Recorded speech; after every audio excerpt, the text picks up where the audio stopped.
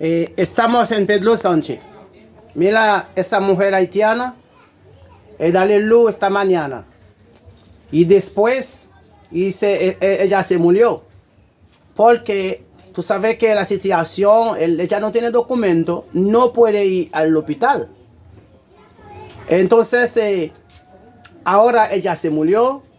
La policía de inmigración viene esta mañana y llevó su marido, deportar su marido y el bebé. Mira, y el cadáver aquí en el suelo. Mira la casa, cierra la puerta, míralo ahí, aquí pasó en Pedro Sánchez. Mira la casa, soy yo que abrí la puerta. Porque los vecinos me dijiste, la policía cierra la puerta, di que nadie no puede abrir la puerta. Y tú la vías casi las 12. Hermano mío, míralo ahí, míralo esa mujer, míralo ahí. Míralo ahí. Ay, Dios mío. Ese se pasó en Pedro Sánchez.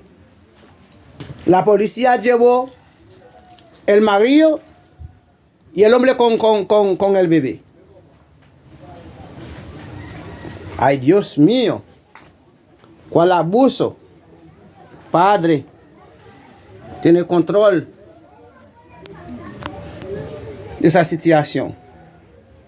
Wow, wow, wow, wow, wow, wow, wow.